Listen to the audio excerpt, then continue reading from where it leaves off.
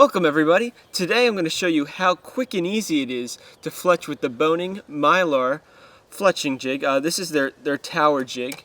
Now I used to use a regular fletching jig, had to draw lines on the arrows and then by hand put the tape on, each part of the shaft and then the vanes on top of that. Well, this seems to eliminate a lot of that.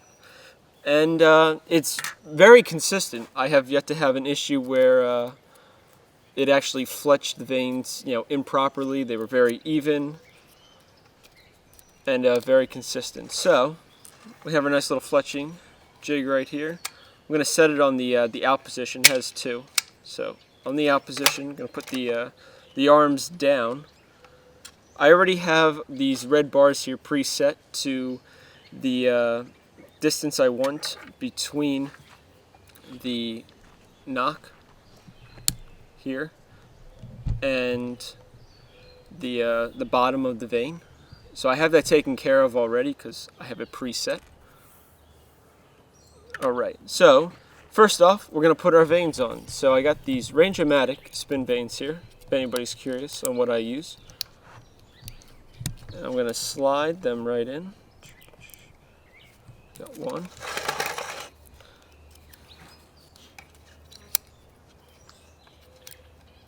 He puts them in, doesn't show anybody.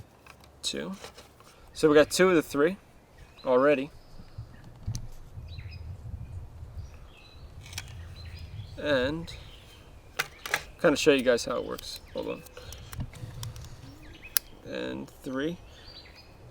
There's little teeth on these gray arms here that actually help hold the spin wing in itself. Now you don't have to use Range-O-Matic spin wings. It accepts many other types of spin wings. So you don't have to stick to a particular brand. Alright, just gotta move it down a little bit. Alright, so now they're all perfectly matched where they're supposed to be. I'm gonna break out my fletching tape. Hardest part is finding the end. Alright. So, what I like to do, and of course it's going to make it harder for me, but then you guys can see it, is I like to stick the tape down at the bottom here and just stick it on there. So put a little pressure. And then we just run it right across the top.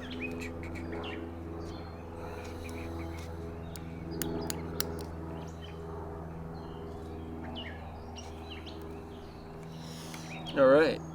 Woo. Get our X-Acto knife. Now, I noticed if you leave enough tape to go up one more spot, like you see here, it also holds the arrow at the top, so then you have the arrow held by the tape on the top and the bottom. The only thing you have to do is you have to be careful though when we get to the end and just make sure it doesn't try to peel off. But I'll show you so that so that you can watch if you decide to go the way I do it. I find it to be very effective though. So just let me do these next three. Alright, so that was really simple. These vanes are now set. They have tape on them. Now all we need to do is take off the other side of double-sided sticky tape and put an arrow in there and we're pretty much ready to go. So use our knife,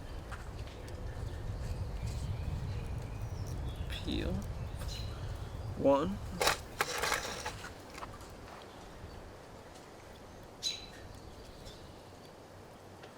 of course it's harder when you're doing it backwards. Two. And three. Alright. Now, you're gonna ask, wait, how am I gonna set this up to get it to be correct when I click it onto my string? So, for the main vein or the index vein or the cock vein, or whatever you may call it, I personally like to use this part of the jig here because it's the only part of it that isn't exactly the same, because you have this little bar out here that controls your in and out. So what I do is set it on the table, find the spot on the arrow that I always line up my main vein to, my indicator vein. So I use this line here on the X10, just because it's the only part of the X10 it's got a line like that. It's kind of convenient. So I line that up towards me, or towards you guys. Yeah, just about like that. It's easier when you're doing it yourself. Alright, so we're going to set these arms up. And it's looking pretty good. We're going to just move this lever forward. So this lever is going to go that way. Alright, and for the final part. For my arrows, I use the small. They come with a translucent, like flow green one too for larger arrows. Tends very well. But you do get both sizes, and they come with the Mylar tower jig kit. And what you do is just put it over the top and slide.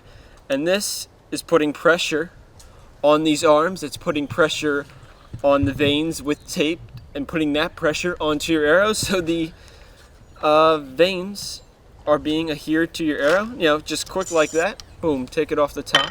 Now, this is the part that you got to pay a little bit of attention to, because if you did what I did and had extra tape on there to make sure you held down the vein really, really well, probably too well, you just have to watch, because you may experience a little bit of peeling.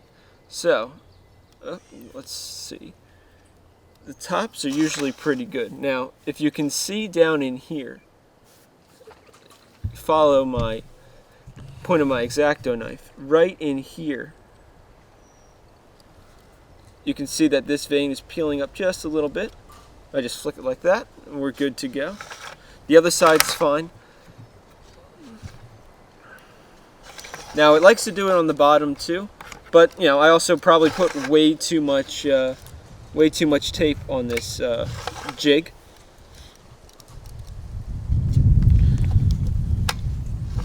All right, boom.